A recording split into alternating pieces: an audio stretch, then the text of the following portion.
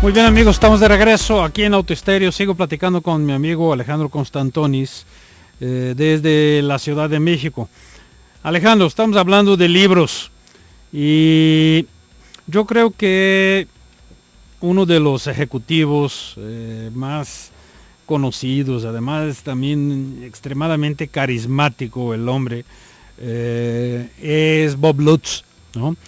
Quien tuvo, Bob Lutz es suizo de nacimiento, pero vivió casi toda su vida en Estados Unidos y trabajó en BMW y en las tres grandes de Estados Unidos, ¿no? Terminó su carrera en General Motors, una carrera de 47 años. Y Bob Lutz tiene dos libros, por lo menos, muy interesantes, está a punto de llegar el tercero. El primer de esos libros que me gustaría recomendar, porque vale mucho la pena, se llama Guts, en inglés, o sea, algo así como agallas. No sé si tú lo has leído, Alejandro. No, de Bob Lutz no he tenido la oportunidad de leer nada. Conozco al personaje, sé que es uno de los últimos, por decirlo de alguna manera, con algún anglicismo, de los últimos car guys de la industria, o sea, de los últimos que sí eran grandes ingenieros y apasionados de los fierros y de los motores. Bob Lutz es el último moicano, por decirlo de alguna manera, ¿no? Exacto, exacto. Y ese libro vale mucho la pena.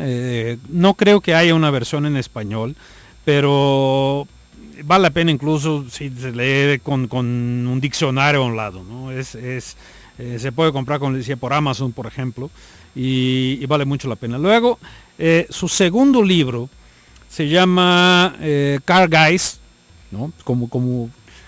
Usando el término que tú hablas ahorita, es un nombre de coches, ¿no? O de fierros, como usaríamos en español.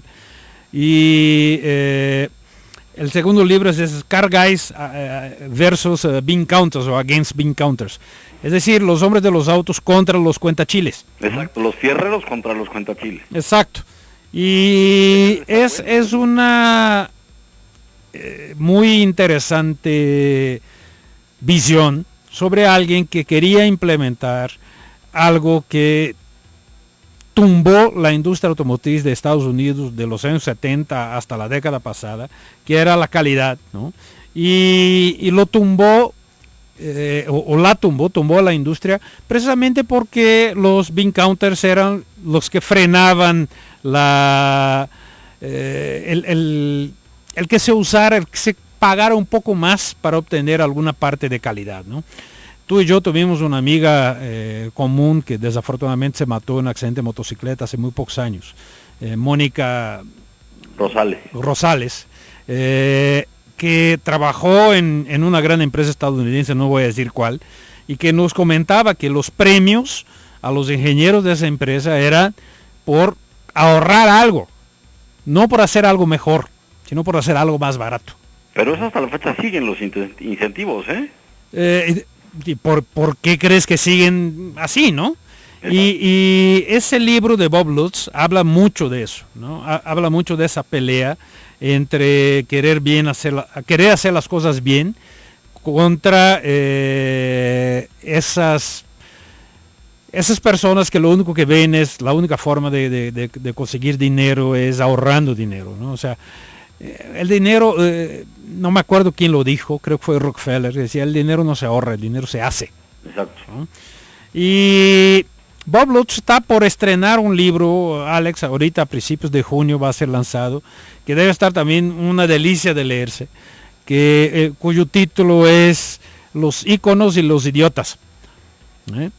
Oh, suena bien el título. Suena interesante, ¿no? Entonces, lo que él se propone hacer con el libro es describir todos los tipos de líderes con quien él ha trabajado en la industria, estuviera por arriba o por debajo de él, y de los que ha conocido en el camino. Y pues conociendo al hombre que no tiene precisamente papas en la lengua, pues va a ser un libro muy padre leer. Exacto, y hablando de estos íconos o de estos idiotas, a ver en qué escalafón le toca, puede ser la biografía de Lee Iacocca, que es un libro de los... También 80. Es muy interesante. Sí. Es muy interesante, e incluso Bob Lutz fue parte del equipo de Lee Iacocca. Sí. El Viper, que es uno de los íconos deportivos de Chrysler hasta la fecha, que incluso es marca, el CRT ya es una marca aparte de Chrysler, es como la joya de la corona. Bob Lutz es el responsable de haber hecho todo este desarrollo. Es un libro que yo creo que lo pueden encontrar incluso en librerías de usado, porque es un libro viejo. Sí, es un libro de los 80, sí. De los 80, que era casi era y debe haber en español, ¿eh? Yo lo tengo en español, de hecho era casi un libro de texto de todas las carreras de administración en los 80, porque era un gran fenómeno, ¿no? Sí, ahora, el libro es muy en favor de Lee Iacocca, sí, ¿no? Claro. Era en una época donde él no tenía problemas. Y hay otro libro que va a mostrar mucho, de hecho un par de libros que quiero recomendar, que va a mostrar mucho el papel de Lee Iacocca, el otro lado, el lado malo de Lee Iacocca, que fue en la venta, digamos, de Chrysler a Daimler, ¿no? Cuando el presidente de Chrysler era Bob Eaton, y Lee Iacocca intentó hacer una compra hostil a través de Kid Kerkorian, un millonario a quien se asoció para hacer esa compra, ¿no? Entonces Bob Eaton, para defender los intereses de Chrysler, hace la venta a Daimler y creo que fue la peor unión de toda la historia de la industria, malísimo para ambas, ¿no? Sí, no le salió nada bien a ninguno de los dos. Así es, y toda la historia de eso se puede leer en dos libros que son prácticamente la continuación el uno del otro. El primero se llama Comeback, o sea, como el regreso, y está escrito por Paul Ingracia y Joseph B. White, que son reporteros especializados en la fuente automotriz del New York Times, o fueron durante mucho tiempo. Y el segundo libro de ellos, ahorita les digo, se llama Crash Course, ruta de choque, ¿no? Es más o menos definido como ruta de choque, que es un poquito, digamos, como la continuación, pero es un libro mucho más reciente, es un libro que tiene 3 o 4 años, y que habla de cómo la industria automotriz de Estados Unidos llegó al punto de la bancarrota en 2009, ¿no? Fue realmente un fenómeno muy interesante y que vale la pena leer. Y yo creo que tampoco podemos dejar de lado, para los fanáticos sobre todo de la Fórmula 1, dejar un libro que se llama La vida de Senna, ¿no? Claro. Que lo hay en español y en inglés, ¿no? Que creo que vale mucho la pena para el fanático de la Fórmula 1. ¿Te gusta o no Senna?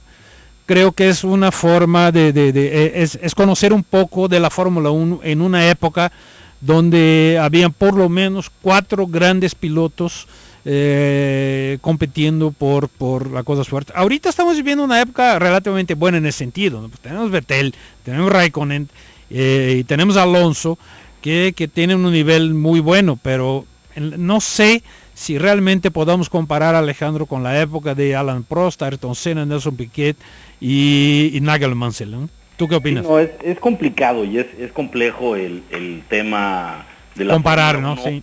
Tecnológicamente hablando, porque mucha gente dice Fangio fue 5 veces campeón y el único que lo igualó fue Schumacher, pero eran dos épocas muy diferentes. Sí, es difícil comparar.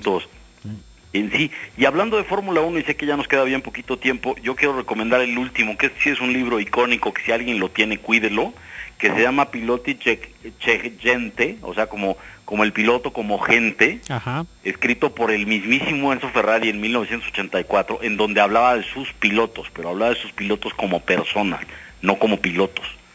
Es un libro... Y yo me imagino que hablaba mucho del canadiense, su piloto favorito, ¿no? Gilles Villeneuve. Gilles Villeneuve, el papá de Jacques, que fue campeón mundial. El último piloto italiano del cual Enzo Ferrari habla es de Michele Alboreto, que se mata en un Audi prototipo en el 2008-2009.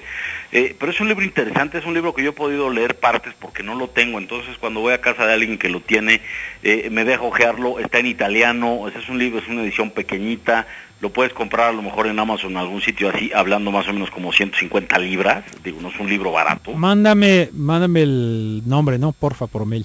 Te lo mando por mail, que es así, Piloti, como el Che Guevara, gente, por Enzo Ferrari. Muy bien. Muy bien, Alejandro, pues te agradezco mucho. Ya se nos fue el tiempo. La semana entrante seguimos platicando del tiempo en el DF y pues de ahí de carritos de paso. Órale pues, hasta luego. Gracias, Alejandro, y mañana tenemos más Autoestéreo aquí, 3:30 de la tarde. Hasta luego.